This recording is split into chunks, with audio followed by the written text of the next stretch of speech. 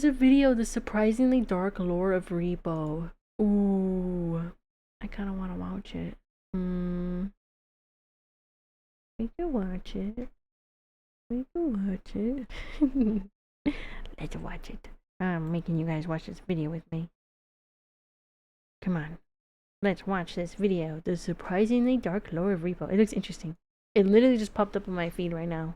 What if your soul was stuck inside of a Roomba? Oh. Sorry, forget I said that. Let's talk about R.E.P.O. Yeah. R.E.P.O. is the new quirky horror co-op on the block, Oh, succeeding in being hilarious and terrifying all at the same time.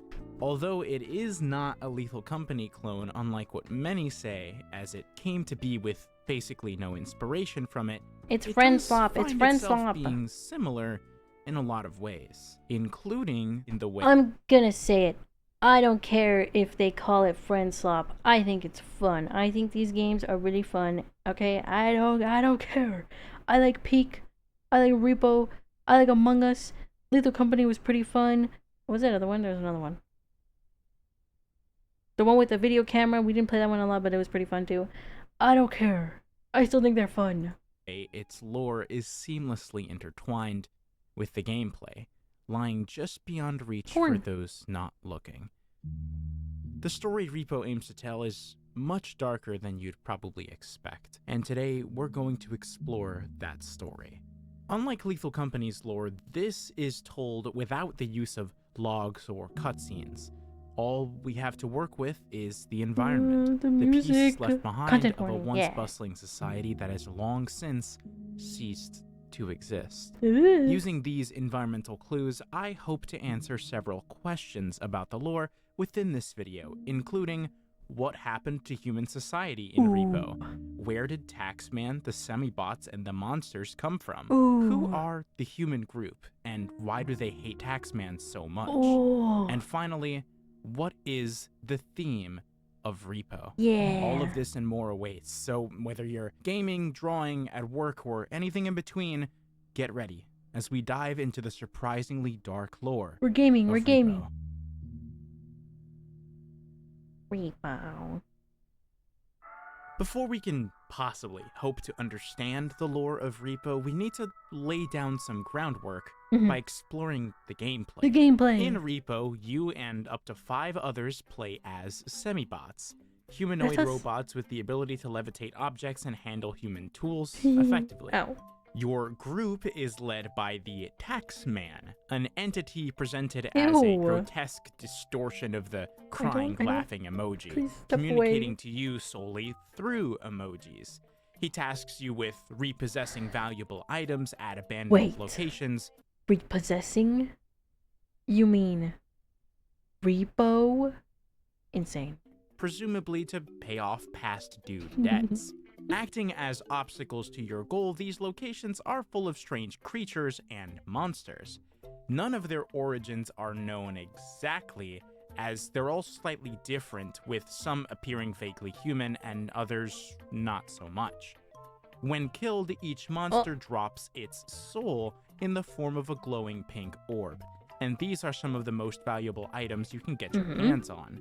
Every 5 levels, the moon phase changes, adding incremental difficulty by making the benefits you receive less plentiful and the monsters more powerful. Currently, this ends at level 20 with the super moon. If you were to succumb to any of these dangers, Semibots are designed to retreat into their heads and lose power, regenerating if rescued and placed on extraction or in the ship at the end of the level. They can seemingly never truly be destroyed. However, should you lose everyone in your party and fail your mission, you'll be retrieved and transported to a disposal arena, where you and your buddies will fight to the death to crown the king of the losers. Get your ass out of here. What the hell? That was fucked up. What's mainly worth noting with this portion of the game is Taxman's disregard for the Semibots in general. He doesn't care about us. He has no problem getting rid of anyone who can't pull their weight, and he's done so a lot of times. Now, after each successful mission, the truck stops at a service station, which acts as a shop where the Semibots can exchange their earned money for tools and upgrades. I believe the exchange of currency and the shop itself is simply part of gameplay, but the setting has its own set of implications. It's For one, dollars. the service station is quite clearly a repurposed gas station, and the cashier's skeleton, as well as a survivor who hid in the attic, are still here. All of the locations in the game are sort of like this.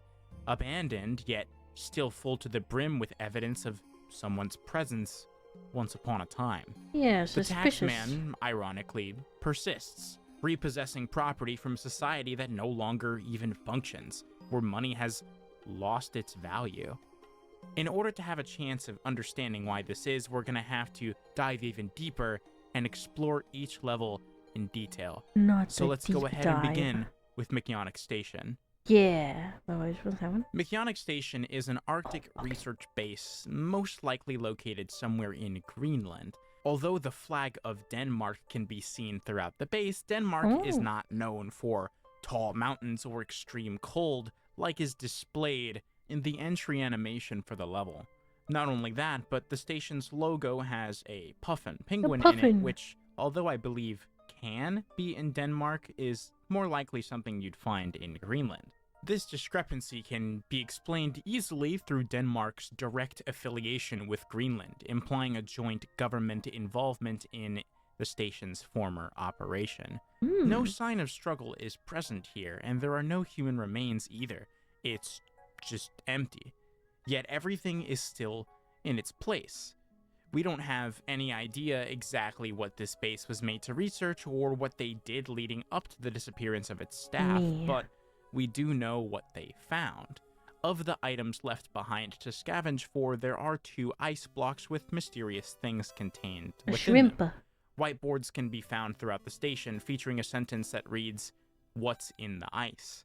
As a final important detail, a calendar can be seen on the wall, which ends on the 3rd Monday of April in 2097. Oh my gosh. This is the first bit of timeline context we receive, confirming that the game takes place in the far future, at least relative to us. Unfortunately, knowing the day is not helpful. Some speculate that the researchers uncovered an ancient disease within the ice that went on to wreak havoc on humanity. Others draw parallels to The Thing, a famous horror movie where an assimilating alien organism is found buried in the ice of an Arctic research base, and you can kind of see where they're coming from. It's also possible that the answer to what happened here is a lot simpler and not quite as dark. The place simply ran out of funding and everyone just left. Maybe the Or government died. had more important things going on, such as some other reason for an apocalypse. Regardless, all we really do know is that there was a research base, and one day everyone in it either immediately vanished Or died. quickly evacuated with no sign of panic whatsoever. Or died. Swift Broom Academy is a school of brewing and sorcery, hidden away in a forest in an unknown location. The mere presence of a magic school to begin with is super interesting, implying a sort of high fantasy scenario and highlighting that something as crazy as magic actually exists within the world of R.E.P.O. Unlike Mechanic Station, it actually does show clear but limited signs of a struggle, such as the blood-red text found on the walls that reads, "It's the headmaster," and extraction rooms with tables flipped over to form barricades in the corner. It's unclear exactly who this headmaster was or what he did. Some theorize that he performed a spell gone wrong, which could offer an alternative theory regarding humanity's downfall. Others say he may have accidentally turned himself into the Trudge, one of the most powerful enemies in the game, I hate going that on guy. to rampage through the academy and attacking everyone he stumbled across. There is a skeleton in a study that can be found with a portrait right above it bearing the resemblance of the hat on its skull. There are really 2 options here for who this is. It's either a random professor or, more likely, the headmaster himself, as it is the only bit of human remains that can be found on the entire map. The most important detail in the academy is the photo of the previous graduating class, labeled as Class of 87.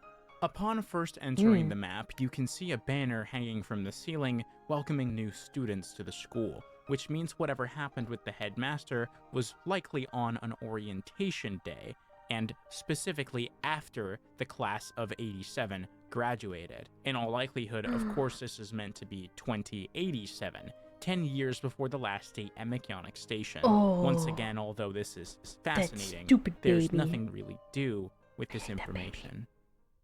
Headman Manor is a large haunted mansion, also located deep within a pine forest. It can be assumed that this estate belonged to the Headman enemy, who is confirmed to be deceased based on his gravestone being found in one of the courtyard tiles of the map. Although there isn't much substance to the Headman Manor, similar to the Academy, it does at least reinforce an idea. The supernatural is more than just superstition in the world of R.E.P.O. It proves that life after death is possible, with the soul being not only a tangible force that can be manipulated, but also assigned a quantifiable value, according to Taxman. Now, whether or not the supernatural is innately connected to magic or is a separate idea within this universe is not something that we know. Because the Headman is implied to have held a high position when he was alive, many people theorize that his role in the story is deeper than it may initially appear. Having been a rich elite, it's entirely possible that he could have sponsored the creation of the Taxman, or donated money to any of the other groups we see throughout the game. Aside from speculation, though, what he may have done while living is a complete mystery. As a specter, he seems to have lost all sense of self, mindlessly floating and attacking any Semibot in his sight. Damn. And now we get to move on to the Museum of Human Art, which is by far the most lore-dense part of the entire game. Even in its name alone, it already starts asking questions. Why the need to specify human art? Well, that question can be answered by looking at the trailer for the update that added it to the game. In these times, we need something new. A place where robots and automation are not allowed. What? Museum of Human Art. Take it easy. Where humans can be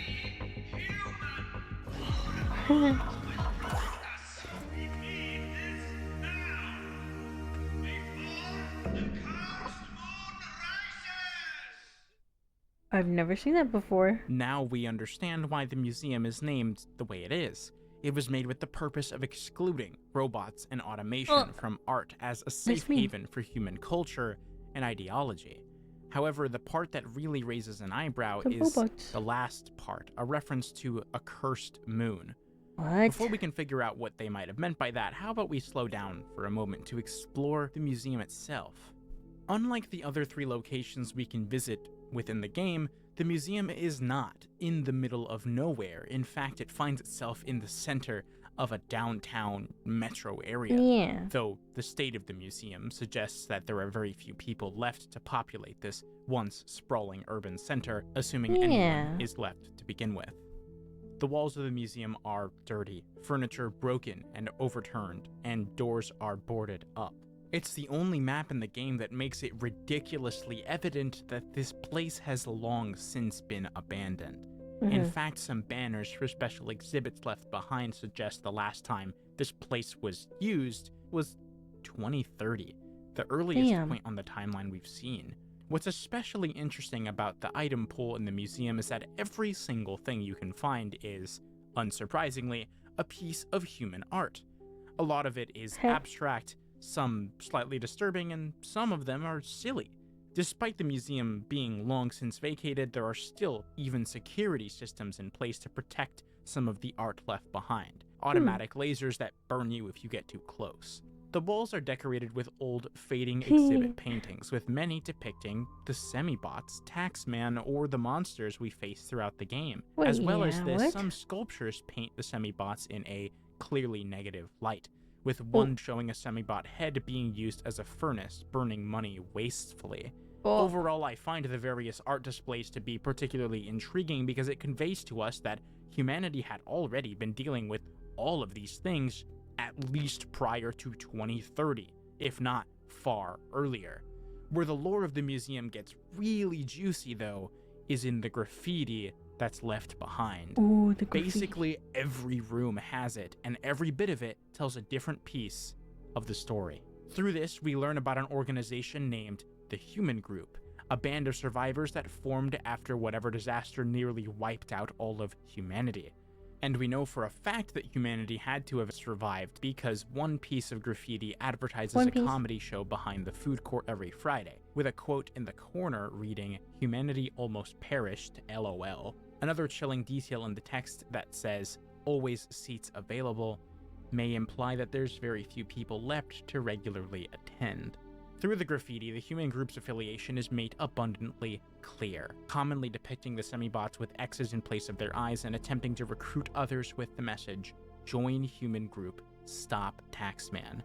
Other graffiti found throughout the museum commonly depicts the monsters we see in-game, with some even offering as warnings. The rest of it is just random or abstract, the type of graffiti you'd expect to see. Now, as far as helping us figure out what happened to humanity goes, I think the presence of the monsters within the world is probably a huge factor. A crucial bit of graffiti that supports this depicts a blood moon, which is likely related to the narration that referred to a cursed moon rising. We can intuit, based on what blood moons tend to do in other media, that this is likely our best candidate for humanity's near extinction, at least so far. But it's really hard to say exactly how things went down. The art exhibits showcasing people's depictions of many of these monsters prove that humanity was already undergoing some kind of tribulation. The narration in the trailer lists that the museum was made under a demand. In these times, we need something new. There's one more piece of graffiti left to discuss, the most mysterious one in my opinion. It reads, "Survive without possession." Below it are various short messages left by other people, one of which talks about being sick of fresh corn, and another reading, "Take down the bots." The rest of it is sort of incoherent. It's hard to say what the phrase "survive without possession" really means, though I do have a theory that I'll get into shortly. Arguably the most important thing that we've yet to figure out is where Taxman and the Semibots fit into the equation. Whoa. I mean, we don't even have any idea where they came from. Or do we? Do we? Something I'm sure many people have ignored up until this point is the tutorial, which actually utilizes a custom map dedicated to teaching you the game's mechanics. However, this map actually hides a secret to the origin of the Semibots, and perhaps the Taxman by extension. I don't think I ever did the This tutorial. tutorial is a routine orientation, taking place inside an orientation facility. A door on the wall has a sign stating that no service technician should be present in the facility during testing, in accordance with the AI Workers Safety Act of 2184, by far the farthest date we've seen. Yeah, On what the the wall hell? of a different chamber, we find a company logo and name, R.E.P.O Automations. Most likely, this is the company responsible for producing the Semibots. The Taxman is specifically labeled as your boss during this orientation, so I find it entirely plausible that they also programmed his AI, or at the very least are affiliated with whoever did. Earlier, I noted that technicians aren't allowed to be in the building during robot orientation. Well, funny thing about that, there were a few of them, and they're all dead. No. A good handful of skeletons wearing R.E.P.O hats are scattered throughout the place. Just like the service station and the academy, we find corpses in spots that suggest an unexpected and immediate death, with how they happened remaining a mystery. Okay, now that we have all the available information, I can finally be comfortable making countless assumptions and immeasurable leaps in logic. Just kidding. But seriously, let's start with our first question from the intro. What happened to human society They died. in R.E.P.O? It wouldn't be fit from a storytelling perspective for the downfall of humanity to have been caused by something that we haven't been told. That would be unsatisfying. But at the same time, we have a lot of different options to choose from. Honestly, my answer is that it's a combination of everything. The Museum of Human Art prominently features the monsters we encounter in the game, which to me acts as evidence that their existence is intrinsically related to human culture in some way. They appeared suddenly and started attacking people en masse per the Blood Moon, which would have led to a massive shared experience that people could unite over. Although I mentioned the Blood Moon or Cursed Moon, the means through which this happened are really not known. It could have been supernatural, could have been a failed spell, or even a disease from Mechanic Station. The game intentionally presents all of these options, and my favorite interpretation is to say that each of them took partial credit in the insane near extinction event. Agreed. So, in asking what happened to human society, we've simultaneously answered the question where the monsters came from. So naturally, we next need to ask, where did Taxman and the Semibots come from?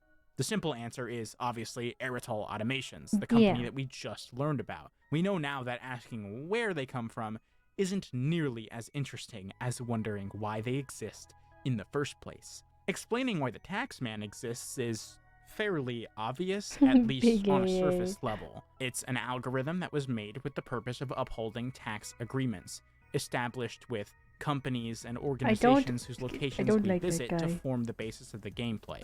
It's possible that the Taxman was even used for individual people's taxes. We really have no idea at what scale this AI was used. It is extremely difficult to ascertain why Taxman's AI was never programmed with a contingency to stop it from collecting even after everyone was gone. To me, this is proof that Taxman was made haphazardly, with greedy intentions and gross negligence at the forefront of its design. Interesting. From a narrative perspective, his existence acts as a case study on how automating something so important can be really dangerous, especially if you don't correctly define its boundaries. And this segues perfectly into asking what purpose the Semibots serve. First, we have to think about their round, friendly design philosophy and the functionality that they possess. Obviously, you could argue that they only look like this because they needed to be appealing to people that wanted to play the game. Oh, I've never seen these before. These are cute. But I think The other ones are horrifying. Because they those are horrifying. That they possess. Obviously, thank God they didn't go with these. This looks like a Gumball character. Like a one-off character that they just have in an episode. Look like this because they needed to be appealing to people that wanted to play the game. But I think it's a bit deeper than that. They're also proficient in carrying small to medium-sized objects and handling human tools, and get better with upgrades. With all of this in mind, I think Semibots were originally manufactured as a commercial home robot, with the purpose of helping families with tasks like cleaning, laundry, cooking, and etc. This would be really interesting if true, because R.E.P.O was originally a cleaning game, implying an awesome meta aspect where they were originally cleaning robots both within the narrative and within the context of game development. Aww. Whether or not this is or isn't true, the Semibots no longer operate with that purpose. Now they collect items and the souls of monsters in an act of repossession to serve the Taxman, their boss. But have you ever thought about the fact that souls have an assigned value in the world of R.E.P.O? No. I mean, how do you even quantify the value of a soul? Well, Taxman clearly found a way to do it, and something tells me he was never meant to. I think it's entirely possible that Taxman was given permission to use monster souls. From there, he realized that repossession of property wasn't enough for certain individuals to pay off their debts, and he had a revelation that he was never meant to have. He could assign a value to human souls. From there, the Semibots, indestructible vessels under Taxman's command, already situated in many families' homes, were spontaneously reprogrammed to kill people and claim their soul. That would be so fucked up. You're like, dude, I have no more stuff. I have no more money. I've drained my savings. Take my soul, Taxman. He looks at you and says you're worth 5 cents, bro. What do you do at that point? For their value. But here's where it gets insane. I think for some people, the value Taxman assigned to their souls wasn't enough. I mean, think about it. Even the monster souls in R.E.P.O are only worth a few $1,000s, maybe like $7,000 or $8,000 at max. Their lives. What is this guy doing? What is this guy doing? He's making me. What is he doing? He's smashing everything. Aren't deemed valuable enough to pay off entire debts, so why would a human soul be any different? So Taxman came up with another genius idea. Take the human souls and place them into the Semibots, introducing them into indentured servitude. Sort of like if your soul was trapped in a Roomba. What? This would explain why the Semibots use our voices when we play despite having their own robotic voices should we choose to type out a message. Why What the the thing, Semibots man? are depicted in the museum as world destroyers, evil creatures with an error in their programming, possessing a heart. This is why corpses can be found in places where they would have needed to suddenly and unexpectedly be killed. These were not slow deaths, they were quick, cold, calculated, as if done by a machine. Oh. And I still believe that this is only one of the things that led to humanity's downfall. Clearly, there was enough time for art to be made depicting Taxman and Semibots, and for a general disdain regarding them to be formed. Hate that guy. Although many people clearly disappeared without warning, the event as a whole couldn't have happened overnight. It's undeniable how horrifically ironic this outcome would be. The Semibots, designed to automate mundane human tasks and give people more time, just ending up being vessels for people to possess and slave away to pay their debts? Insane. That's awful. All of this taken into account, it's no wonder the human group hates Taxman so much. Yeah, fuck that guy. They are what's left. The remnants of humanity that survived, and may even continue to survive, Taxman's regime. Now we know what they meant by survive without possession. Lastly, we arrive at the final question.